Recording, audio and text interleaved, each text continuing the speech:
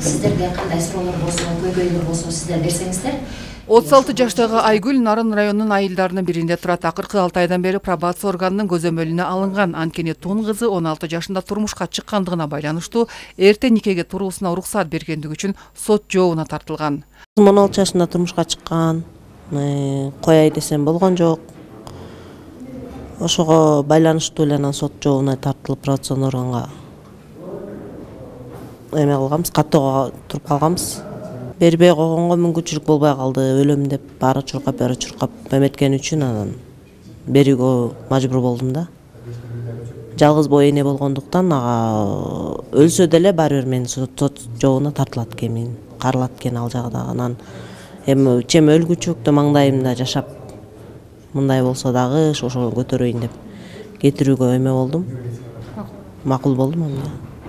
Нарын району боюнча пробация органынын көзөмөлүндө 75 адам бар. Булардын ичинен 10 аялдар, бирөө жашы жете элек өспүрүм, калган 63-үн эркек жолдоштор түзөт. Буга чейин жазык жана жоруктар боюнча жоопко тартылгандар көзөмөлгө алынса, мыйзамдагы өзгөртүүлөргө ылайык быйылдан тарта оор кылмыш кылгандар дагы кошулган.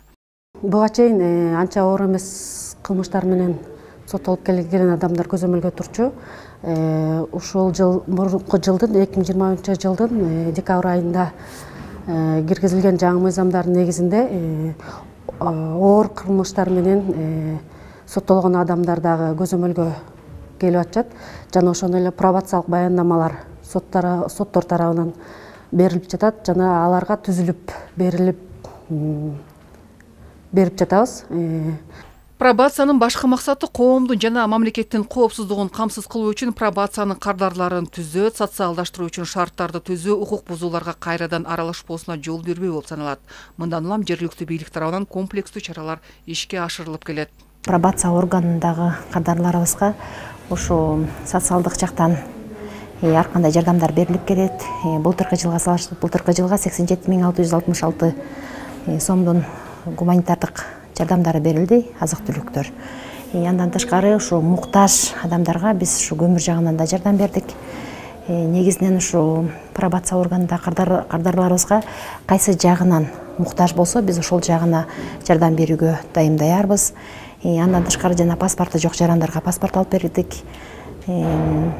Эгерде ушу окууну мектеп бүтпөй алган болсо, биз ушу кечки мектептерден окутуп, аларды дагы ушундай иштерге да тартабыз, окууларга тартабыз. Негизи ушу коомго кайра аралашып кетишине көмөк көрсөтөбүз. Көзөмөлгө алынган жарандардын көйгөйлөрүн угуу, аларга ар тараптан колдоо көрсөтүү максатында бүгүн жергиликтүү бийликтин өкүлдөрү тарабынан тиешелүү мекеме ишканаларынын катышуусунда жолугушуу өткөрүлүп, ойлор ортого салынды. Анда жөлөк пул, жумушсуздук, социалдык жеңилдиктер боюнча сөз болуп, суроо жооптор айтылды. Логически эсептеп көрсө, азыр деген мисалы үчүн 1 килограмм эт 450 сом. Маалымат үчүн айтсак, өткөн жылы пробация органында турган жарандардын ичинен 1 жаран кесиптик окуу жайга тартылып, 10 адам иш орундары менен камсыз болгон. Чапара Садыкказиева, Жеңиш Абдылдаев, Нарын шаары өлкөдеми.